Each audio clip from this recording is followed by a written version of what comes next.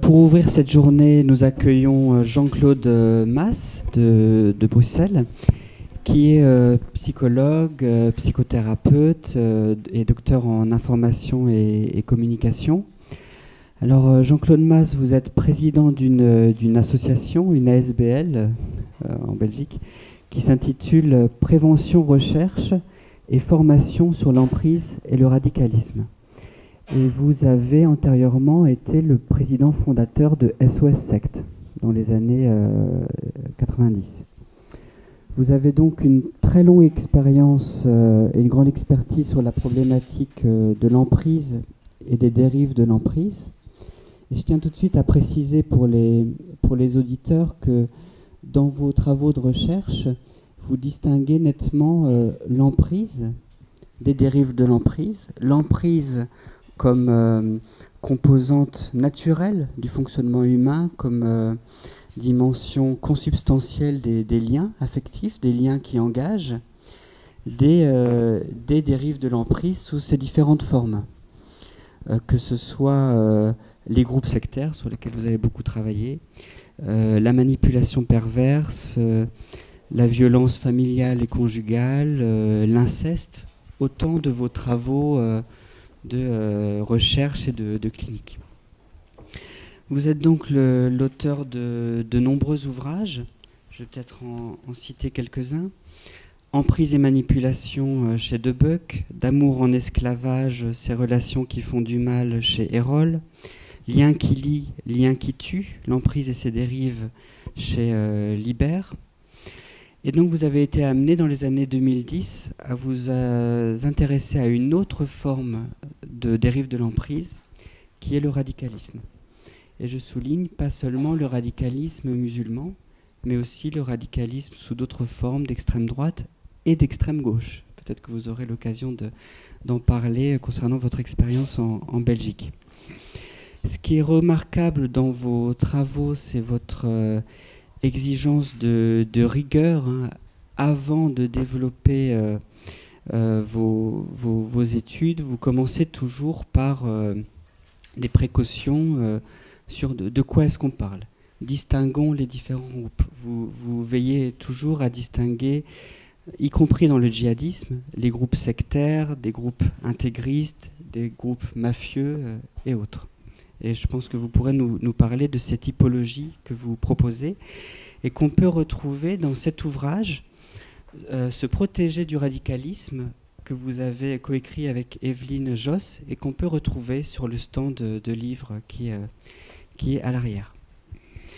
Donc pour ouvrir cette journée, vous allez nous apporter certains de vos éclairages sur ces différentes formes de radicalisation, des avancées techniques sur la prise en charge des familles, mais aussi très concrètement, de manière très clinique, des préconisations et des mises en garde pour les professionnels confrontés à ces situations. Donc nous vous laissons la parole pour environ 45 minutes et l'auditoire aura ensuite la chance de discuter avec vous. Bien, cette présentation est tellement élogieuse que c'est un peu intimidant.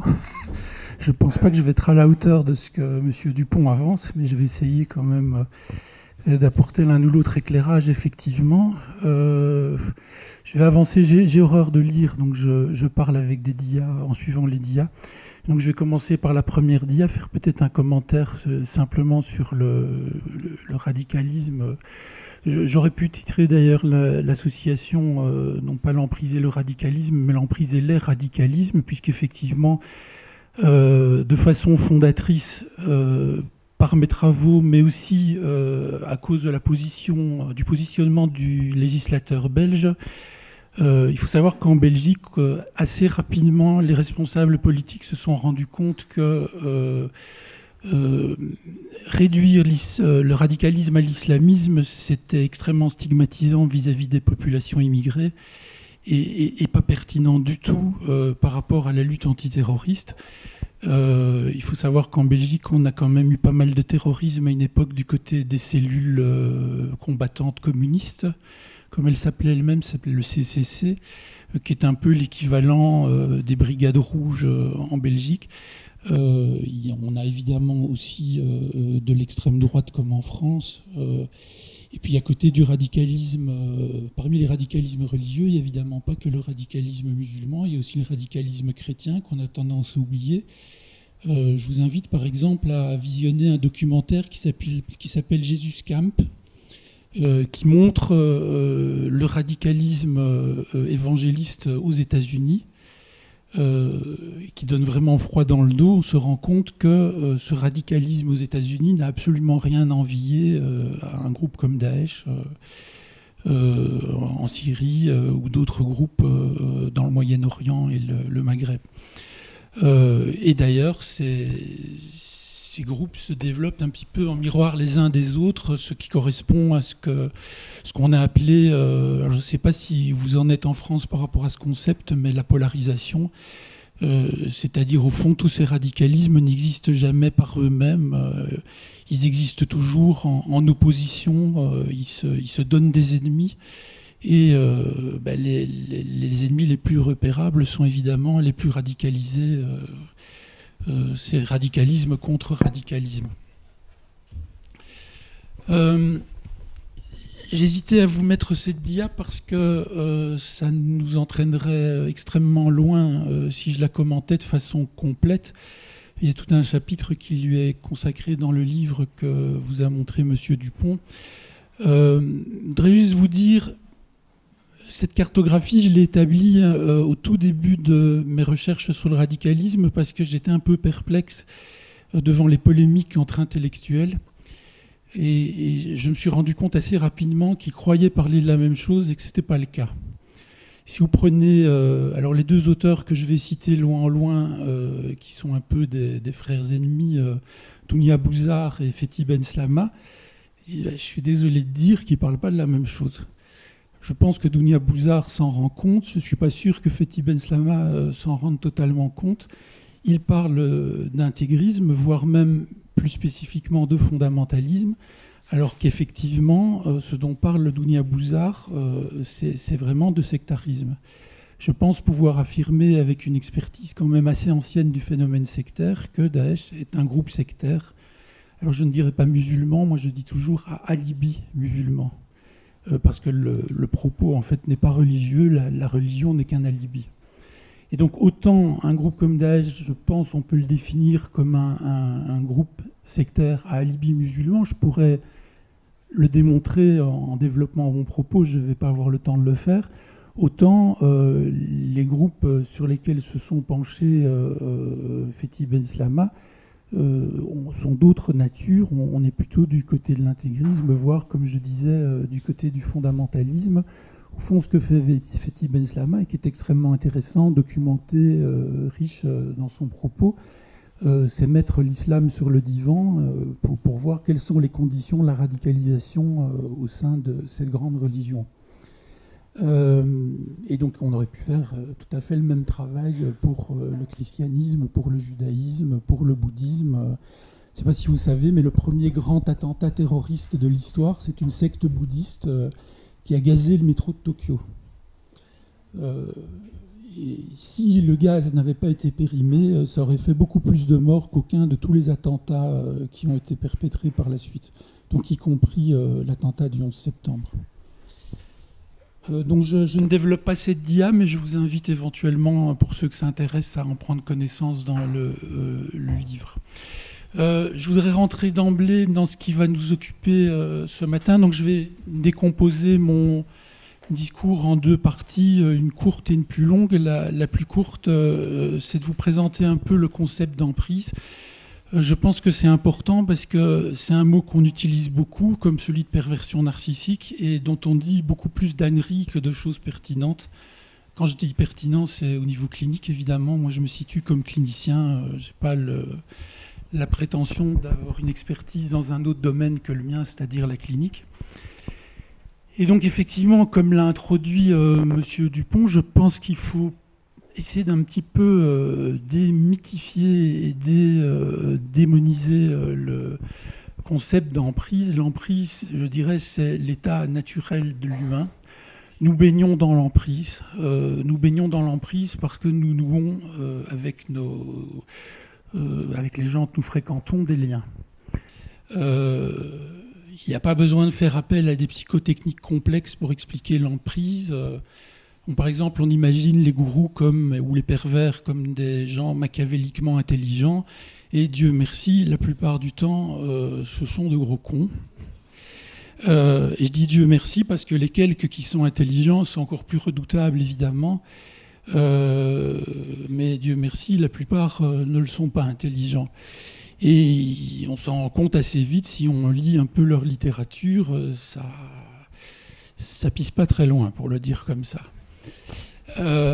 Alors, ce que j'aimerais faire pour essayer d'être clair et en même temps court, c'est différencier le lien et la relation. Alors nous sommes plusieurs psys à insister sur cette différenciation. En France, par exemple, vous avez Pierre Bengozi qui insiste beaucoup là-dessus, qui a même fait tout son modèle là-dessus. Le lien, pour moi, c'est ce qui attache. Ou encore, dans le cadre de personnes qui se diraient il vaudrait mieux qu'on se sépare, ce qui explique qu'ils n'arrivent pas à se séparer. C'est un autre Français, Robert Neuburger, spécialiste des couples, qui dit le couple, c'est l'histoire d'une rencontre qui dure. Alors il y a déjà un paradoxe là-dedans, parce qu'une rencontre, c'est pas forcément fait pour durer. Et pourquoi dure-t-elle ? Parce que les partenaires n'arrivent pas à se séparer.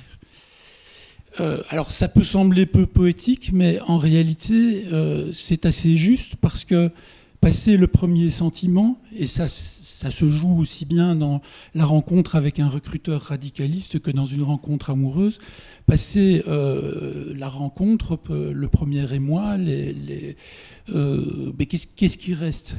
Il reste le lien qui a été noué ou pas. Et donc ce qui va nous intéresser, c'est pas comment se noue le lien, parce que c'est une affaire un peu énigmatique. D'ailleurs, les gens qui parlent de leurs liens vous disent leur étonnement sur les liens qu'ils ont noués. Je ne comprends pas pourquoi je suis tellement attaché à cette personne.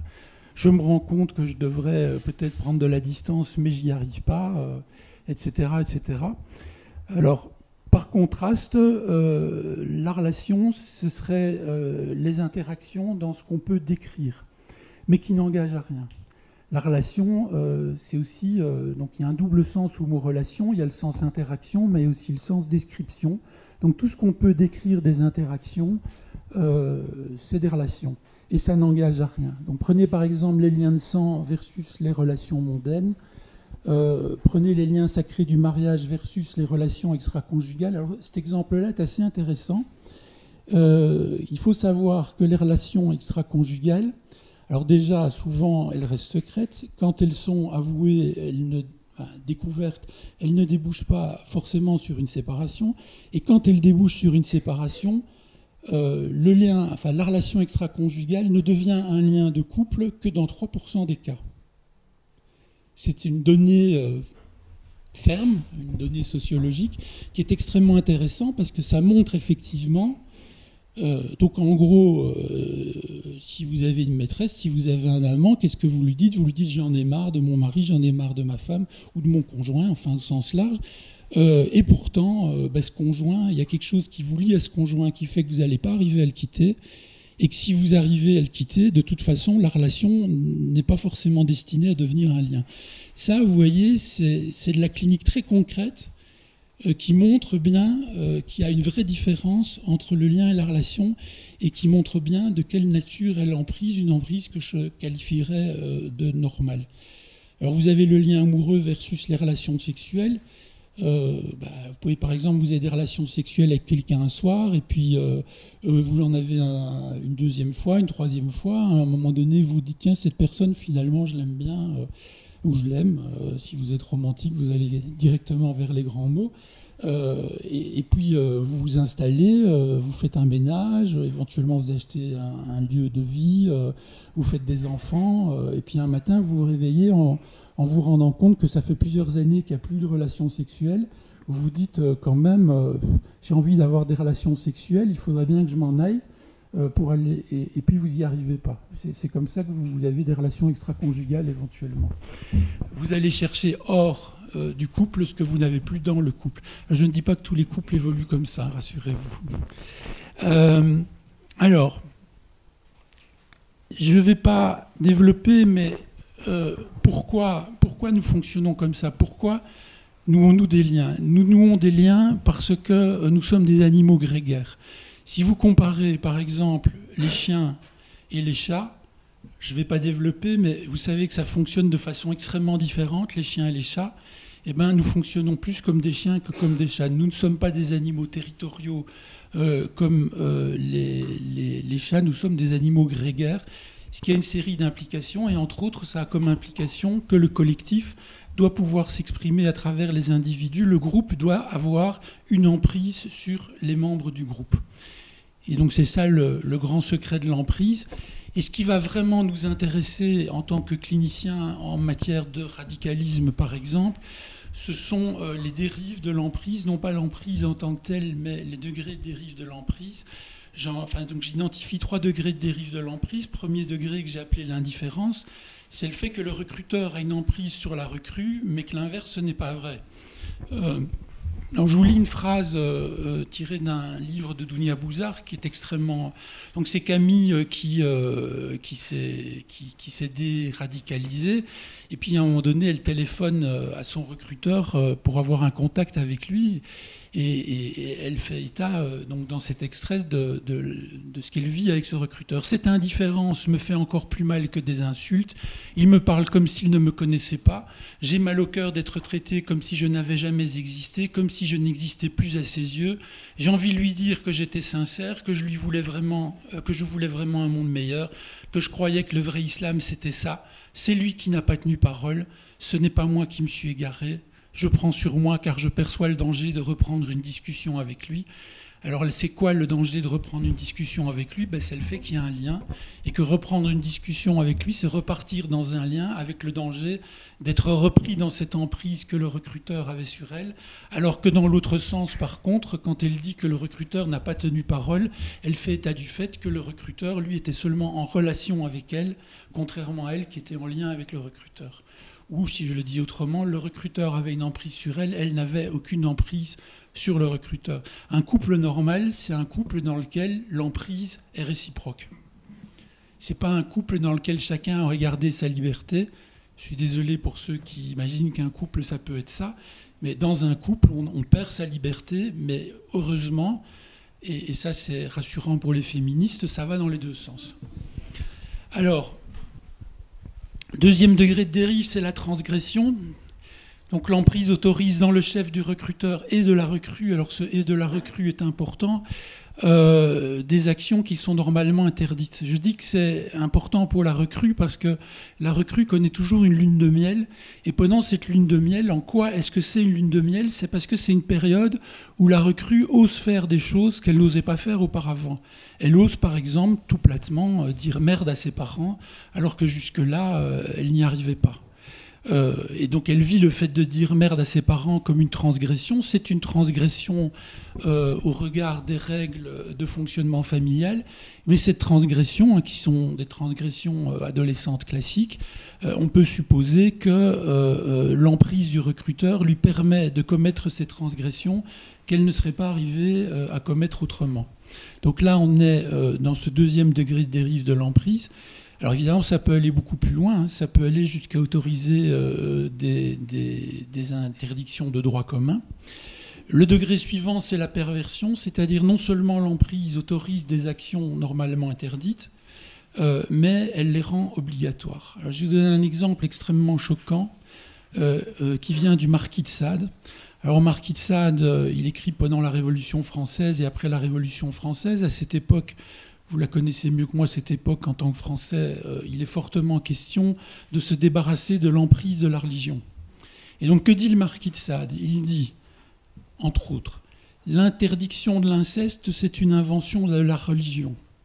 Si vous voulez vous débarrasser de l'emprise de la religion, non seulement vous devez vous autoriser l'inceste, mais vous devez pratiquer l'inceste de façon militante. Je n'invente pas, c'est écrit noir sur blanc. Peut-être pas exactement les mêmes mots, mais c'est écrit noir sur blanc. Idem pour le crime, idem pour la torture, idem pour toutes sortes d'infractions graves, de crimes, dont du point de vue de Sade, non seulement il faut s'autoriser à ces crimes, mais il faut les pratiquer de manière militante pour échapper à l'emprise de la religion. Alors vous allez trouver exactement le même genre de discours dans les groupes radicalistes, puisqu'ils vont vous dire effectivement que vous devez pratiquer un certain nombre de crimes de façon militante pour échapper à l'emprise de la société française, du néolibéralisme, etc., etc., avec un propos critique sur les entités dont l'emprise serait pesante, qui sont extrêmement convaincantes. Très honnêtement, j'aimerais beaucoup échapper à l'emprise du néolibéralisme, mais je crains malheureusement que ce ne soit pas possible. Je continue avec le modèle que j'ai essayé de développer. Donc, je vais un peu vite, il y aurait beaucoup de choses à expliquer, mais donc j'ai adapté le modèle que j'avais développé en aide aux victimes de sectes pour le rendre plus propice à la prévention des radicalisations. Donc j'insiste sur le pluriel, des radicalisations. Et j'ai utilisé un modèle sémantique qui s'appelle le schéma actantiel, qui propose de décomposer une action sur 4 axes. Alors l'importance de faire les choses de cette façon-là, c'est que tout ça n'existe pas en dehors du groupe. Et donc le schéma actantiel présente l'avantage de mettre en interaction tous les acteurs qui vont intervenir dans une action, que ce soit de façon directe ou de façon indirecte. Donc dans ce cas-ci, nous allons avoir le recruteur, nous allons avoir la recrue, nous allons avoir la famille de la recrue, nous allons avoir les intervenants psychomédico-sociaux, le positionnement politique. Tous ces acteurs peuvent rentrer dans ce schéma actantiel et les mettre en interaction, et c'est ça qui est précieux dans ce schéma. Je vous dis quand même, avant de commencer à vous le présenter, ça peut sembler un peu théorique, c'est seulement de la rhétorique en fait. C'est-à-dire, moi, j'essaye au fil du temps de faire rentrer les constats cliniques dans des modèles théoriques, et je ne fais pas l'inverse. Je suis un clinicien, moi. Je ne suis pas un universitaire qui construit des discours théoriques. Je suis fondamentalement un clinicien. Alors, sur l'axe du pouvoir qui oppose la puissance à l'impuissance, ce qu'il faut retenir, c'est que le sujet, contrairement à ce qu'essayent de nous faire croire certains idéologues et certains psychanalystes, le sujet ne désire pas quelque chose d'impossible. Et on pourrait résumer la situation de beaucoup de futurs recrues au fait qu'ils se trouvent devant une série d'impossibles. Rien n'est possible. Ils se sentent complètement impuissants. Et tout d'un coup, ils font une rencontre, la rencontre avec le recruteur, qui leur donne le sentiment que quelque chose est devenu possible. En gros, du côté de l'objet de la quête, l'idée, c'est j'aimerais bien changer le monde, mais je crains bien que ce ne soit pas possible. Alors le monde, ça peut être le monde entier, mais ça peut être beaucoup plus limité. Ça peut être mon monde, mon couple, ma famille, mes amis. Ça peut être beaucoup plus restreint que le monde entier. Et d'ailleurs, au niveau des recrues, vous allez trouver des jeunes qui sont intéressés par la marche du monde en général, hein, qui ont une pensée politique ou une pensée religieuse. Mais vous en avez d'autres qui sont pris dans des préoccupations beaucoup plus concrètes et beaucoup plus proches du jour le jour. Donc il s'agit de changer le monde, et donc au fond ce que fait ce que j'ai appelé le héros positif, c'est retrouver un pouvoir d'action. Alors qu'il croyait que tout était impossible, tout d'un coup certaines choses deviennent possibles. Il faut que vous imaginiez la séduction de cette découverte. Je croyais que tout était impossible, je tournais en rond dans ma petite vie, je passais le temps en croyant que rien n'était possible, et puis tout d'un coup, on me montre que quelque chose est possible, que j'ai des qualités, je présente certaines qualités. Cette notion de qualification est extrêmement importante. Je possède certaines qualités qui vont me permettre de faire la différence, de changer quelque chose à ce monde qui jusque-là me pesait dessus et m'écrasait. Tout d'un coup, je retrouve un pouvoir d'action. À côté du héros négatif, existe ce que Farhad Khosrow-Khavar a appelé le héros négatif. Alors le héros négatif, lui, justement, il désire l'impossible. Et ce qui est assez extraordinaire dans le héros négatif, c'est que il se donne à désirer l'impossible, c'est vraiment se confronter à l'impuissance de façon très forte. mais cette impuissance, il la masque par un prétendu savoir.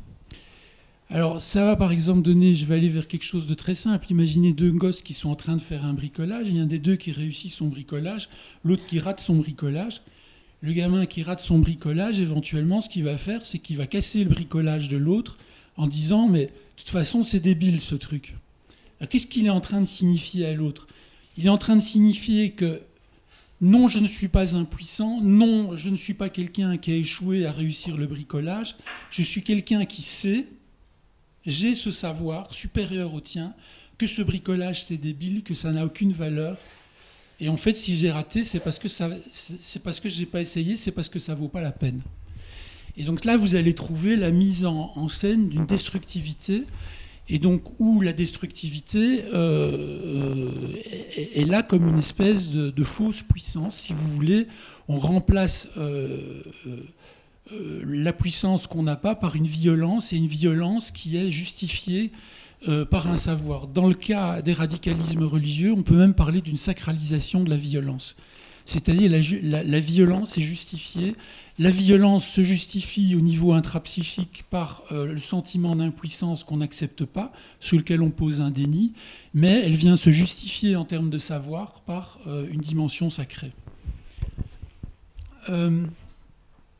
Alors ça entraîne aussi ce que j'ai appelé, en référence à Jacques Lacan, la chosification, c'est-à-dire le fait qu'évidemment, quand on est dans cet état d'esprit, et je dirais même pour le héros positif qui essaye de faire triompher une idée à laquelle il croit, vous savez, quand on essaye de faire triompher des idées, les individus s'effacent un petit peu devant les idées, et les individus deviennent des pions manipulables, éventuellement torturables, voire même tuables.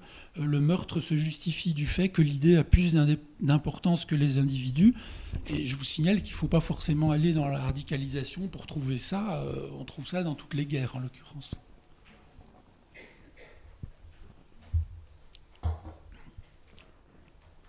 Deuxième axe, c'est l'axe du savoir. Oui, avant ce deuxième axe, puisque donc M. Dupont vous a promis que j'allais essayer de vous donner des conseils très concrets. Et donc, qu'est-ce qu'on peut déduire comme conseil très concret de cet axe du pouvoir? Une chose très importante, c'est que plutôt que d'argumenter face à une recrue, d'essayer de lui démontrer à quel point ce qu'il croit être un savoir solide est en fait un syncrétisme plus ou moins idiot, ce qui est le cas. Hein. C'est vrai que ça ne va pas très loin. Quand par exemple le juge Trévidic rapporte que les jeunes qui l'interrogent au retour de Syrie, ils sont infoutus de lui citer les 5 piliers de l'islam, on se rend bien compte qu'en effet ce savoir n'a pas beaucoup de valeur. Mais argumenter, démontrer, je veux dire, au plus vous démontrez que ce savoir est sans valeur, au plus vous passez pour Satan.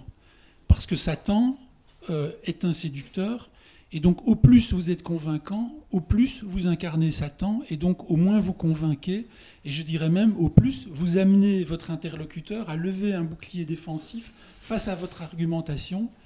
Et donc cette espèce de réflexe qui paraît de bon sens d'argumenter, de montrer à quel point ça ne tient pas, c'est la dernière chose à faire. Alors c'est une espèce de conseil négatif. Si en tout cas une chose que vous ne devez pas faire, c'est argumenter. Parce qu'argumenter, ça va juste lever une défense. Et pourquoi ça lève une défense? Alors je vais le dire cette fois-ci en termes cliniques, plutôt qu'en termes religieux. C'est parce que vous allez donner de plein fouet dans le sentiment d'impuissance que l'embrigadement est venu masquer. Et donc si vous allez donner de plein fouet dans le sentiment d'impuissance, évidemment vous suscitez des défenses.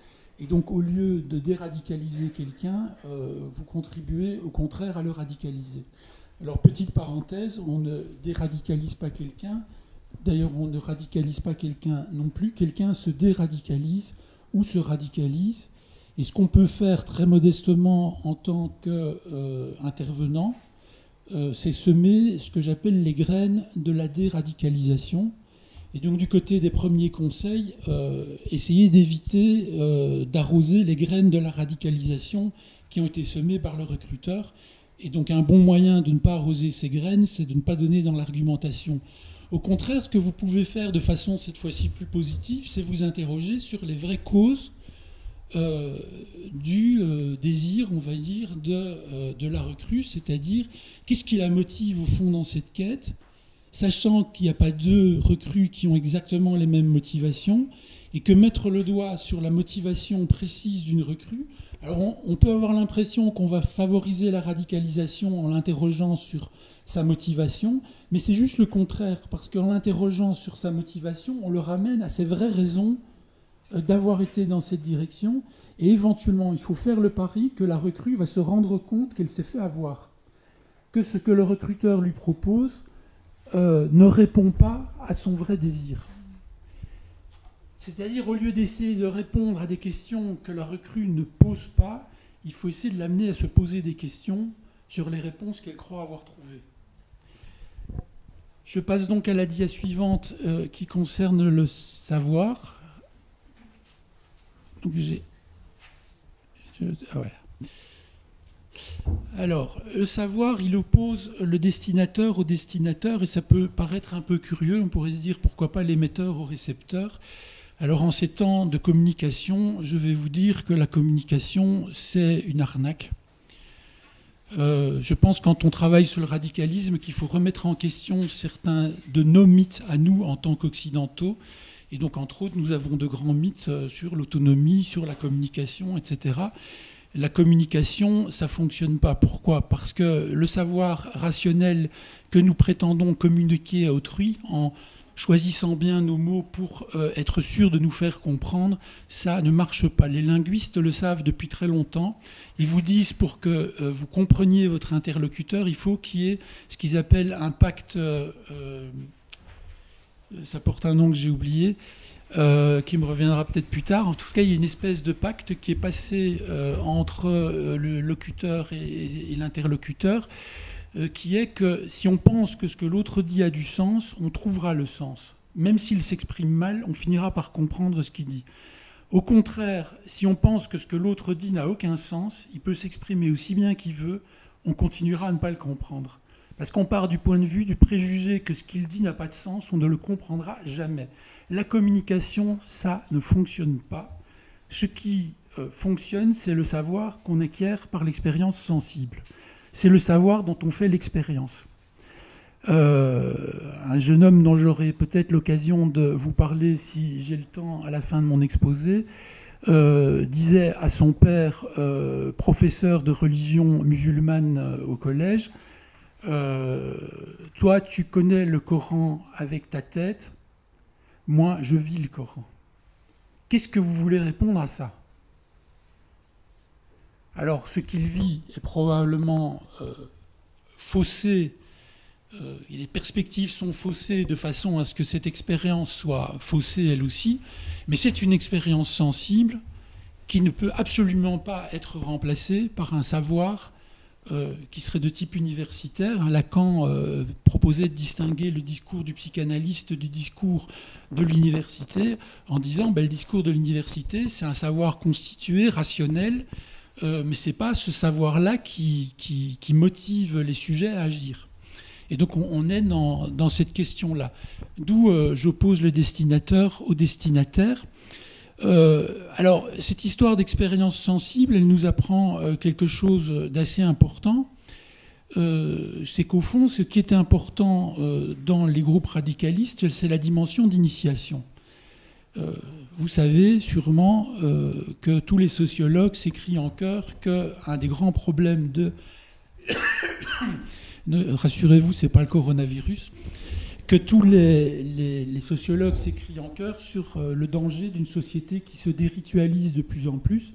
Alors vous avez l'adolescence qui est une invention occidentale contemporaine qui se prolonge de plus en plus. Maintenant on en est à l'adolescence avec les Tanguy et autres. Et je vous assure que Tanguy il est sympa par rapport aux gens qu'on rencontre dans la clinique. Et pourquoi ? Parce qu'il n'y a plus de rite de passage de l'enfance à l'âge adulte. Alors c'est assez capital parce que ça nous explique pas mal ce... Alors je ne vais pas avoir le temps de beaucoup développer non plus, mais je voudrais quand même signaler cette dimension rituelle. Les rites de passage, ça se décompose en 3 étapes. Alors il y a les rituels de séparation, hein, qui sont des actes de trahison des anciennes appartenances. Alors la première chose qu'on propose à la recrue, c'est de trahir ses anciennes appartenances. Deuxièmement, il y a les rituels de marge qui sont des épreuves initiatiques. La deuxième chose qu'on propose aux recrues, c'est effectivement de poser un certain nombre d'actes plus ou moins violents qui sont présentés comme des épreuves initiatiques. Alors il n'y a pas ça que dans les groupes radicalistes, hein. Prenez les bandes. Pour ceux d'entre vous qui sont confrontés à ce phénomène en tant qu'éducateurs ou autres, vous avez une série d'épreuves initiatiques qui sont imposées aux jeunes, qui sont la condition pour rentrer dans le nouveau groupe. Et ces épreuves initiatiques, par rapport à une argumentation qu'on pourrait proposer à ces jeunes, ça ne pèse... Enfin, c'est énorme, quoi, parce qu'il y a un investissement dans le réel qui pèse évidemment beaucoup plus lourd que tout ce qu'on pourrait leur raconter. Ensuite, les rituels d'agrégation, c'est-à-dire des actes de loyauté vis-à-vis de la nouvelle appartenance. Et donc vous voyez comment... c'est une façon d'expliquer l'emprise des groupes radicalistes sur les recrues, qui est vieille comme le monde, enfin en tout cas vieille comme l'anthropologie sûrement. Ce discours sur les rites de passage, il date de 1909, c'est Arnold von Gennep, l'anthropologue Arnold von Gennep, un Français en réalité, qui a mis ça en place. On trouve ça dans absolument toutes les sociétés, sauf dans nos sociétés occidentales. Et donc c'est vrai qu'en termes de prévention des radicalisations, nous aurions à nous interroger sur ce que nous allons mettre en place, par exemple au niveau des dispositifs sanitaires ou carcéraux, etc. Qu'allons-nous mettre en place qui arrive à revenir en arrière par rapport à ce que mettent en place les groupes radicalistes, qui vient remplir un manque, un vrai manque, dans notre société. C'est-à-dire, vous devez prendre conscience que les groupes radicalistes proposent quelque chose de plus puissant que ce que nous proposons pour aider les jeunes à passer à l'âge adulte. Alors, je le répète, c'est une arnaque, et ils s'en rendent compte à un moment donné, mais le jour où ils s'en rendent compte, par exemple, quand ils arrivent en Syrie et qu'ils se rendent compte que ce n'est pas du tout ce qu'ils imaginaient, mais malheureusement, il est trop tard pour faire marche arrière. Et donc là, je crois qu'il y a quelque chose à penser et qui, très honnêtement, moi, a transformé ma pratique en tant que psychothérapeute, y compris dans des domaines très, très éloignés du champ des radicalisations.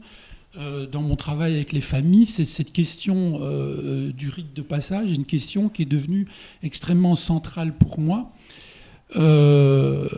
Alors, très rapidement, du côté des conseils, il y a un truc qui existe depuis la Grèce antique, donc depuis le IVe siècle avant Jésus-Christ, qu'on appelle la rhétorique, et qui nous invite à réfléchir à la différence entre le logos et le pathos.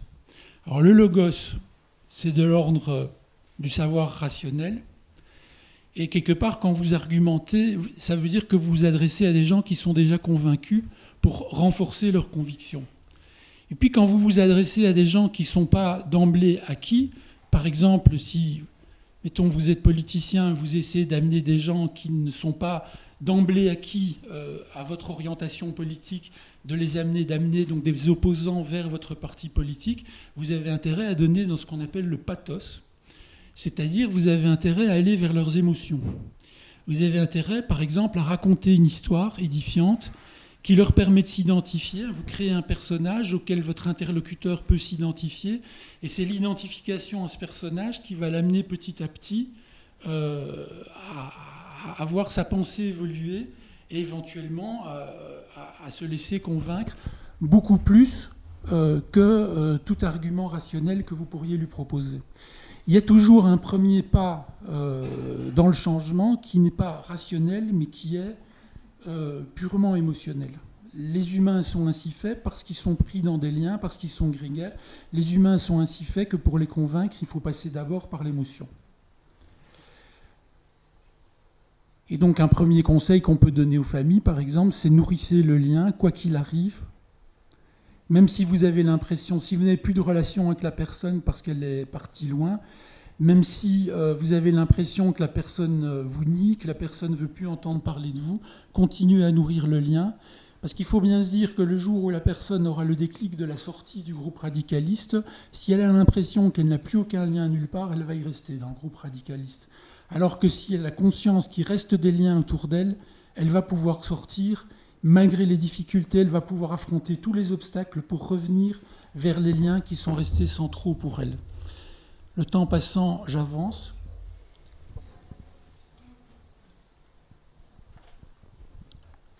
Je vais survoler très rapidement un axe qui pourtant est très important. L'axe du vouloir, c'est pas vouloir je veux ceci ou je veux cela. Hein. C'est vouloir plutôt dans le sens où les circonstances veulent que les choses aillent dans le sens que j'attends ou dans un tout autre sens, un sens qui me contrarie. Donc l'axe du vouloir oppose l'adjuvant à l'opposant. L'adjuvant qui aide le héros à atteindre ses objectifs, donc c'est de l'ordre de la ressource, et l'opposant qui empêche le héros d'atteindre ses objectifs, ça c'est un obstacle. Je m'adresse en particulier aux familles, mais en réalité ce que je vais dire s'adresse également aux intervenants. Souvent, vous pensez vous opposer au groupe, et en fait, sans le vouloir, sans le savoir, c'est pas au groupe que vous vous opposez, c'est à la quête de la recrue. Et donc je vais affirmer haut et clair que la quête de la recrue est toujours honorable. En tout cas pour les héros positifs. Je ne parle pas des héros négatifs, c'est encore autre chose. La quête du héros positif est toujours honorable. Elle a été... Le héros positif, il s'est fait arnaquer. Alors, le problème en vous opposant au groupe, avec raison, vous vous opposez au groupe, mais c'est pas ça que la recrue entend. Elle entend que vous vous opposez à sa quête. C'est-à-dire à quelque chose qui occupe aujourd'hui le centre de sa vie. Si vous vous opposez à cette chose qui est aujourd'hui au centre de sa vie, vous allez seulement réussir à la convaincre que vous êtes un ennemi. C'est-à-dire vous allez seulement réussir à attaquer le lien que vous avez réussi à préserver avec cette personne. Alors ça ne veut pas dire qu'il faut encourager évidemment le groupe, hein, parce que l'autre extrême, qui est l'extrême de la banalisation, ça consisterait à se poser en adjuvant du groupe. C'est pas ça l'idée non plus. Si on va un peu plus loin sur l'axe du vouloir, on a ce que j'ai appelé le neutre et ce que Paul Ricoeur appelait le témoin. Alors le neutre, c'est quoi? Alors c'est un peu compliqué comme formulation. Hein. C'est le neutre ne veut pas aider le héros à atteindre ses objectifs. Ça ne veut pas dire qu'il veut lui mettre des bâtons dans les roues. Ça veut dire qu'il veut rester neutre, littéralement. Et donc quelque chose qui est très compliqué, là je vais surtout m'adresser aux intervenants ici, c'est qu'on vous met à toutes les sauces pendant vos formations le fait que vous devez garder une neutralité bienveillante. Et moi je vous dis, si vous êtes dans la neutralité bienveillante, vous n'allez pas toucher une bille. La neutralité est malfaisante. Elle n'est pas malveillante, elle est malfaisante. Si vous êtes neutre, vous ne créez pas de lien, et si vous ne créez pas de lien, ce que vous faites ne sert à rien. Et alors là, on est dans quelque chose d'extrêmement compliqué qui est, oui, mais...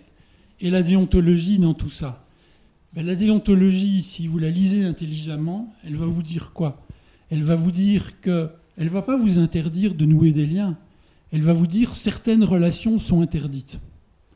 Je signale pour ceux que ça intéresse que l'histoire du concept de neutralité bienveillante, c'est un malentendu.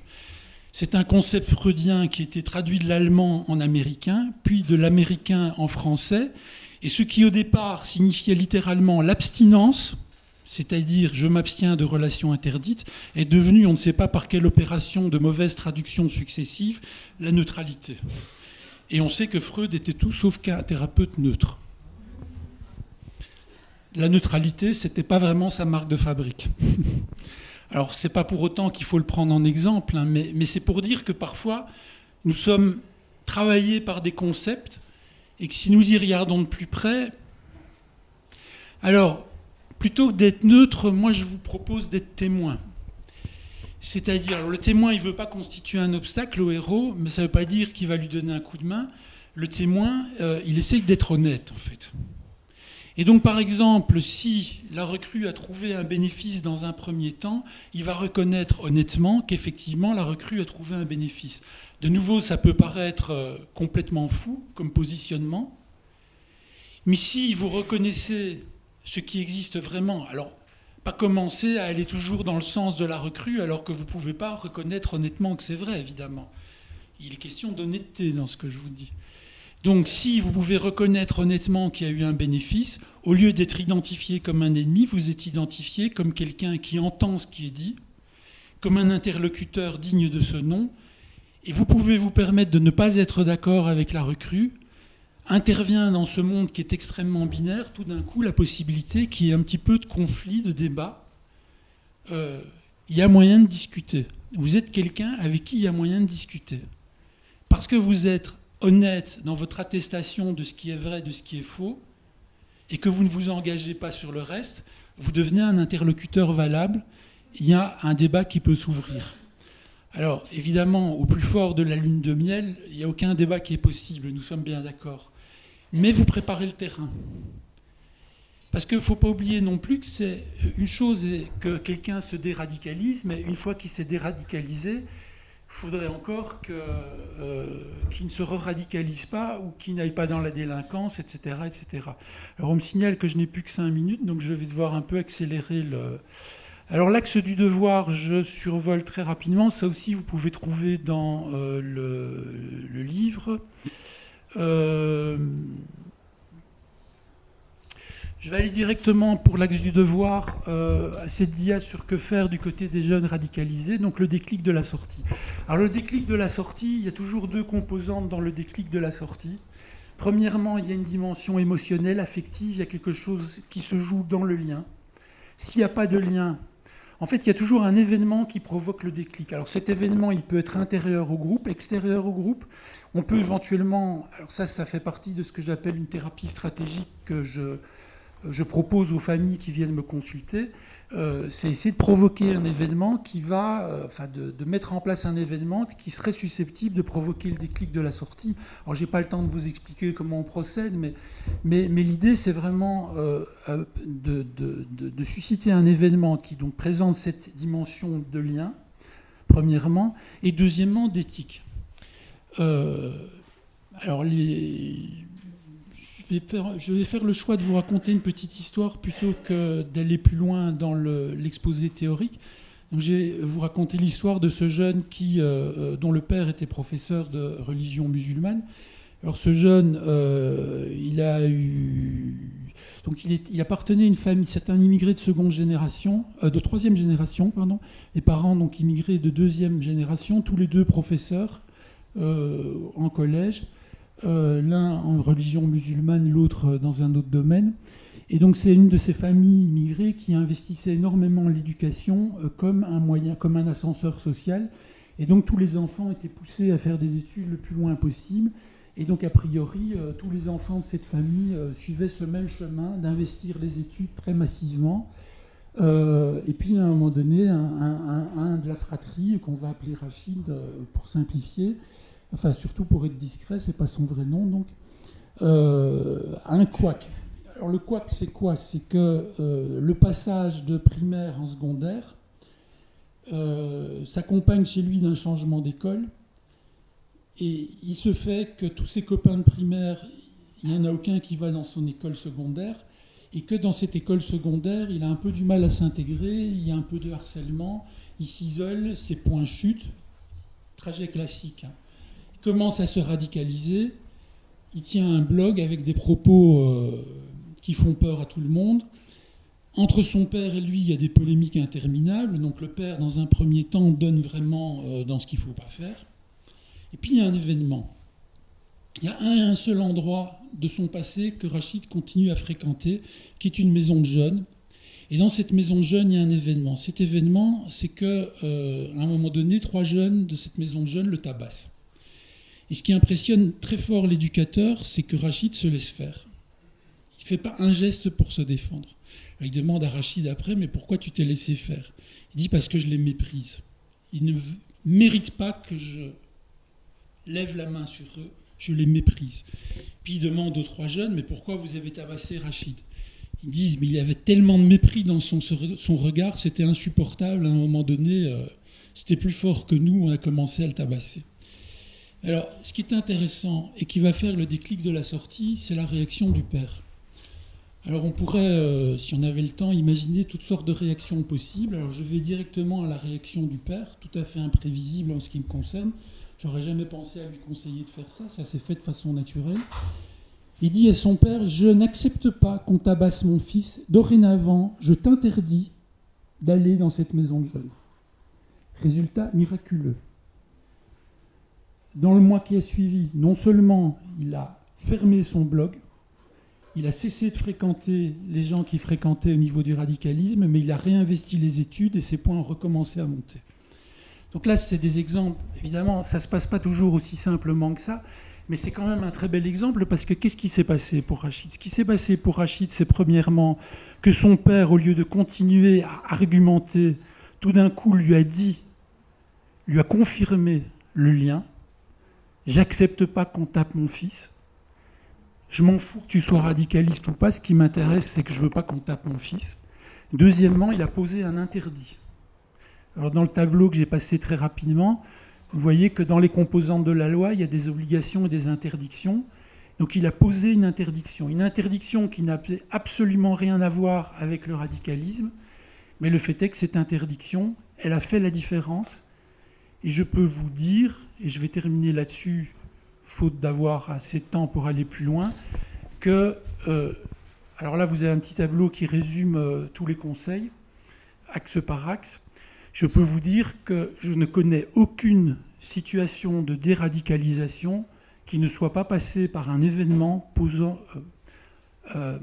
incluant cette composante émotionnelle, cette composante de lien, d'une part, et une composante éthique, d'autre part, c'est-à-dire poser alors généralement une interdiction, parfois une obligation, le plus souvent une interdiction. Voilà, je vous remercie pour votre attention. Beaucoup.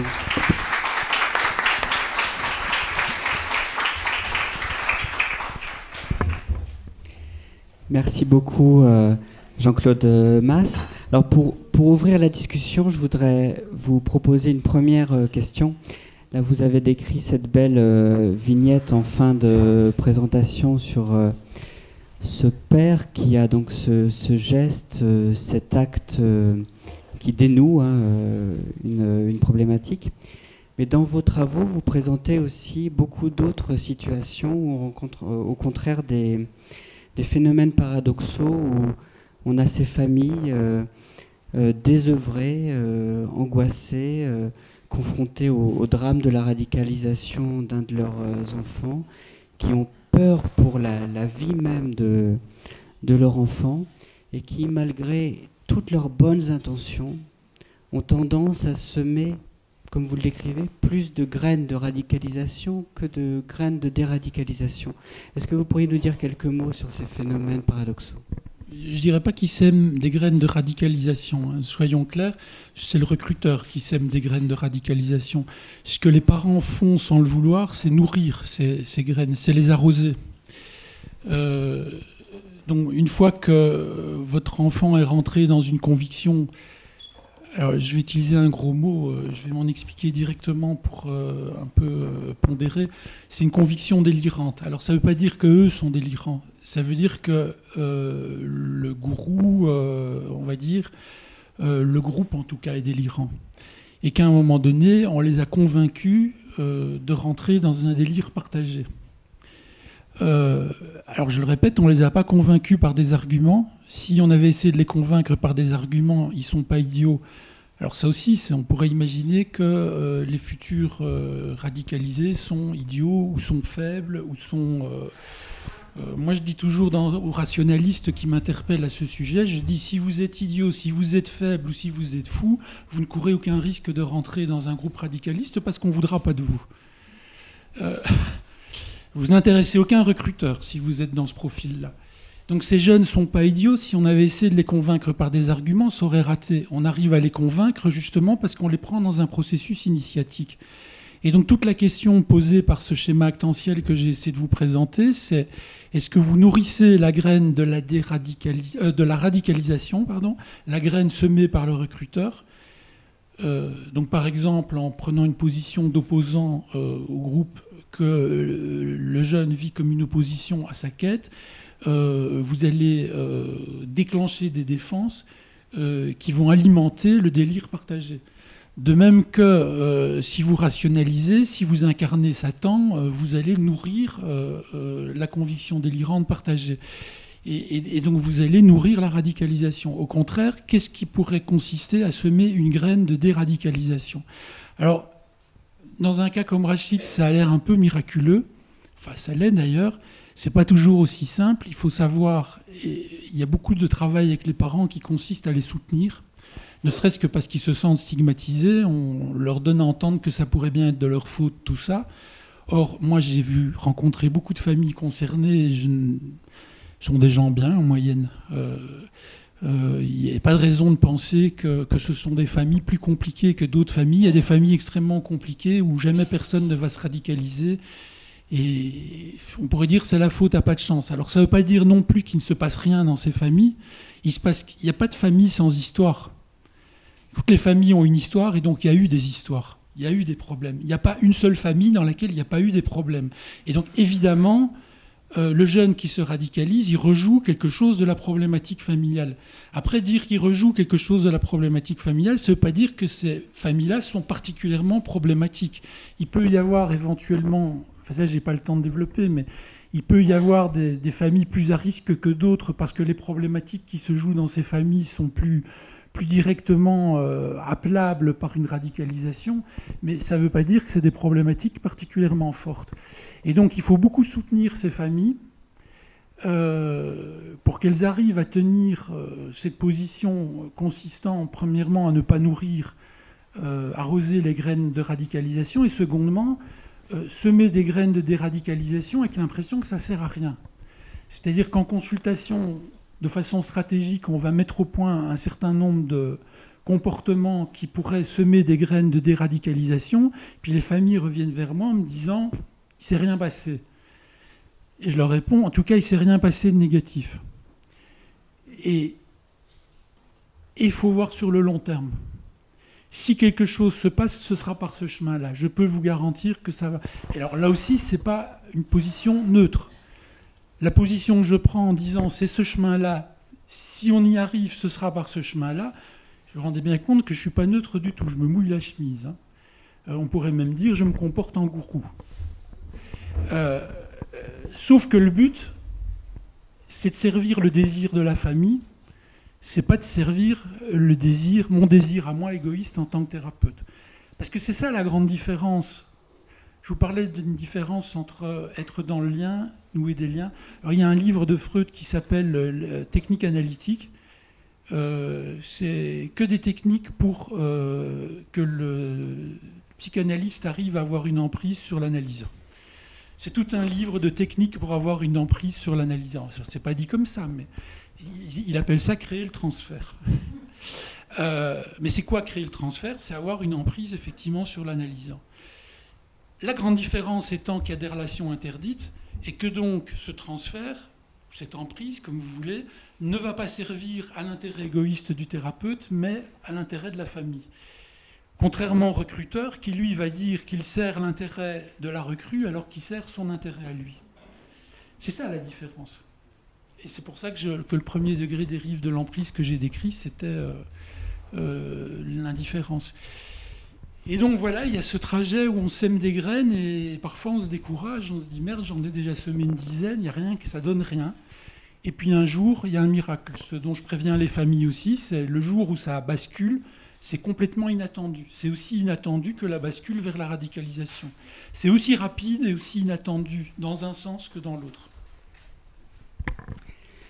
Voilà, on va donner la parole à la salle. Bonjour, merci donc pour la qualité de votre intervention. Je suis éducateur à la protection judiciaire de la jeunesse et je me demandais, dans votre intervention, vous avez beaucoup insisté sur la nature du lien à construire avec le jeune dont on s'occupe. Et je me demandais qu'est-ce qu'il en était aussi du lien à construire avec la famille dans le triangle relationnel famille, jeunes et institutions. Et aussi de dire, peut-être, on a parfois tendance à penser que le jeune en arrive à se radicaliser de par les peut-être graine aussi que la famille aurait arrosée de radicalisation possible, et du coup à être plutôt dans l'idée de dire que la famille favorise et peut-être d'être en conflit dans le souci qu'on aurait de favoriser aussi l'émancipation du jeune, l'autonomisation, et en quoi ce lien-là dans le triangle relationnel serait à privilégier. Mais je dirais qu'il ne faut pas concevoir le lien de façon isolée que dans l'interaction entre deux personnes. Il faut toujours concevoir les liens comme se nouant les uns aux autres et constituant une espèce de maillage, ou de réseau si vous préférez, qui vient comme envelopper l'autre. On parle beaucoup au niveau de l'éducation du sentiment de sécurité de base dont tout être humain a besoin pour se développer. Mais ce sentiment de sécurité de base, c'est un peu un filet de sécurité qui est constitué par tous les liens. Et donc c'est vrai qu'on pourrait aussi imaginer une certaine dimension de déliaison chez des jeunes qui vont se radicaliser un jour. C'est-à-dire ils se radicalisent dans l'illusion que les liens noués avec le recruteur et surtout avec... Ça c'est aussi quelque chose qu'on néglige beaucoup, on pense essentiellement au lien entre le recruteur et la recrue, mais en fait ce qui est le plus porteur, c'est le lien avec les autres recrues. C'est la dimension groupale, je ne l'ai pas du tout évoqué, mais c'est une dimension hyper importante. Les liens horizontaux ont beaucoup plus d'importance que les liens verticaux, parce que le jour où le jeune s'aperçoit qu'il s'est fait arnaquer, il arrive plus facilement à dénouer le lien avec le recruteur que le lien avec les autres recrues. Avec les frères et sœurs. Hein ? Frères et sœurs. Oui, les frères et sœurs. Oui. Il y en a beaucoup qui restent dans le groupe à cause des liens noués avec les frères et sœurs. Et donc, je pense que les liens que nous nouons... Alors, si nous sommes... Ça peut arriver souvent, moi en thérapie familiale, souvent je vois les familles, je ne vois pas les jeunes. Alors, si le jeune est en Syrie, a fortiori, j'aurais du mal à le rencontrer. Donc, c'est forcément la famille que je rencontre. Mais tous les liens ont l'importance parce que chaque lien qui s'ajoute au maillage vient renforcer ce maillage. Et on doit faire le pari que plus le maillage est solide, et étendu et solide, plus le jeune a des chances de se déradicaliser. Donc les liens que vous nouez avec une famille, je pense que c'est dans ce sens-là qu'allait votre question, sont des liens tout aussi importants que les autres liens parce qu'ils contribuent au maillage. C'est déjà du travail dans le sens de la déradicalisation, le fait de nouer de vrais liens avec les familles. Suivant qu'une famille se sente réellement accueillie, moi j'insiste beaucoup sur la dimension d'hospitalité. Par exemple, du côté de la non-neutralité, mon cabinet de consultation, il y a beaucoup de gens qui se demandent si c'est chez moi. Ils ont l'impression que peut-être j'habite dans la même maison parce qu'ils ont l'impression que c'est mon salon.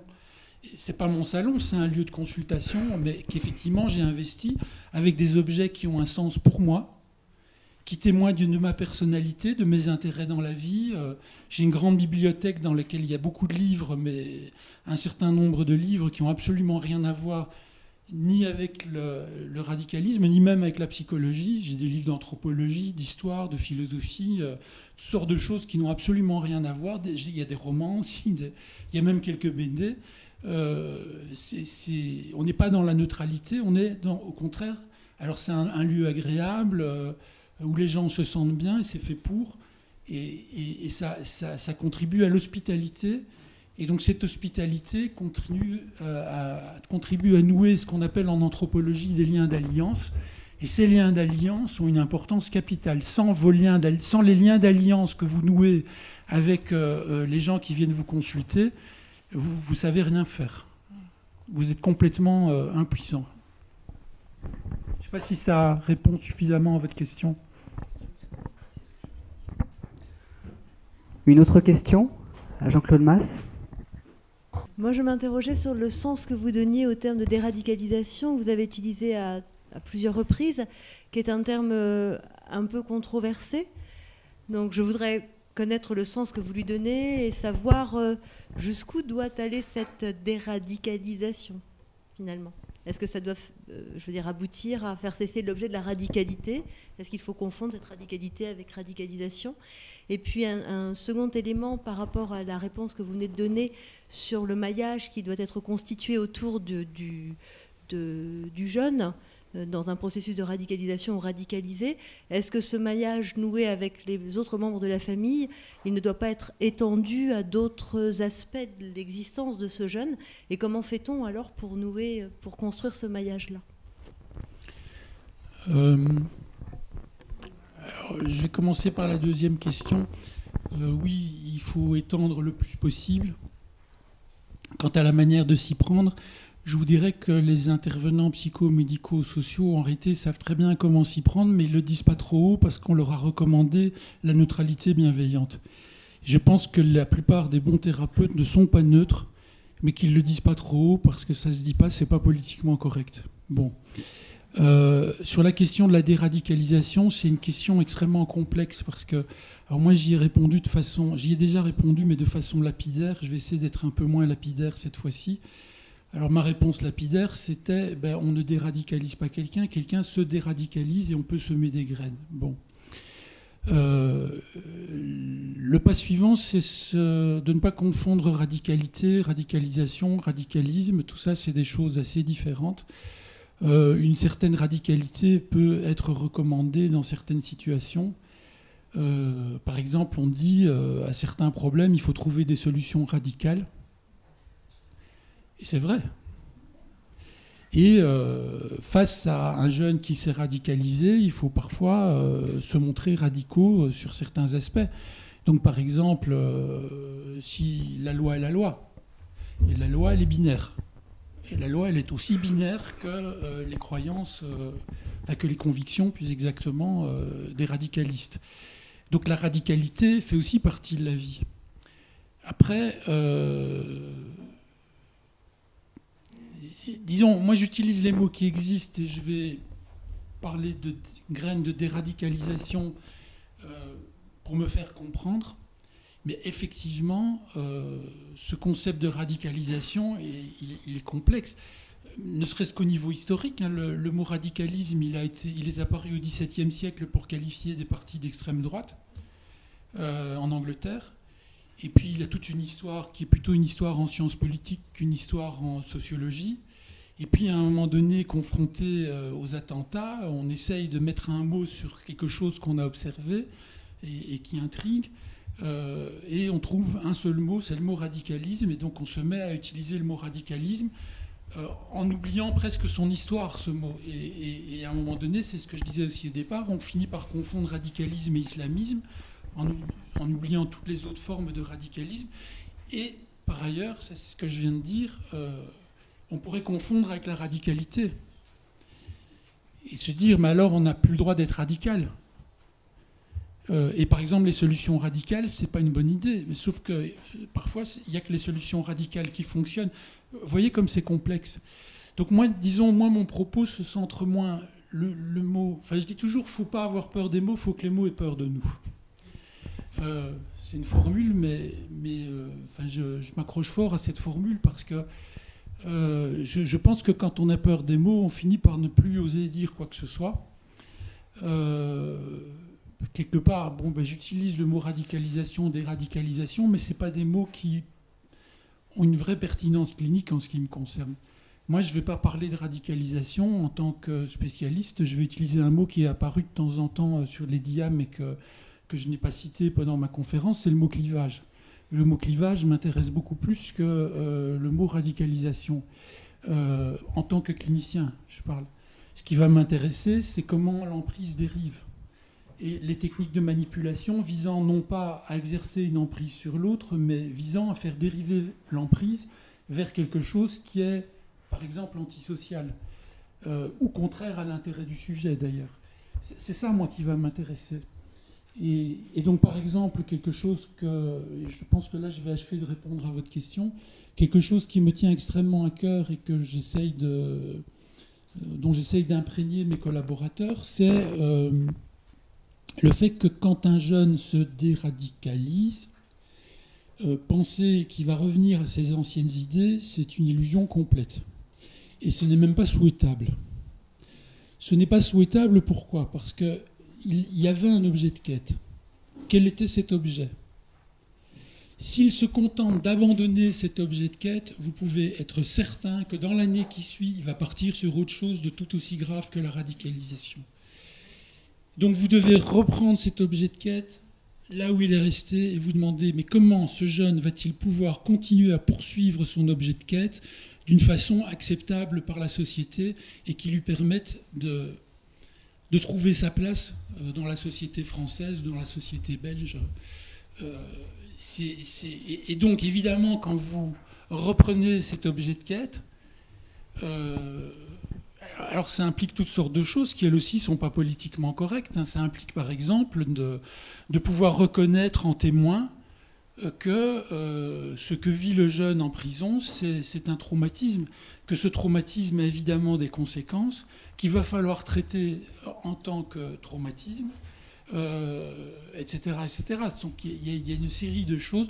Pouvoir reconnaître que le législateur parfois prend de bonnes décisions, parfois il prend des décisions qui sont contre-productives. Alors le législateur, il est comme tout le monde, hein, il fait ce qu'il peut, il fait pas toujours ce qu'il devrait, il fait ce qu'il peut.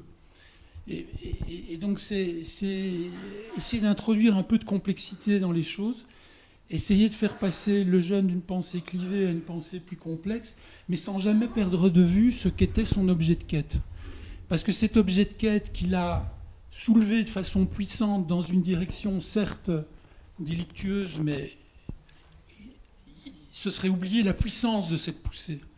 Donc qu'est-ce qu'on fait de cette puissante poussée ? Comment est-ce qu'on la récupère au profit du sujet, enfin du jeune donc, dans un sens qui est acceptable par la société. Si vous ne posez pas cette question, il y aura forcément une rechute.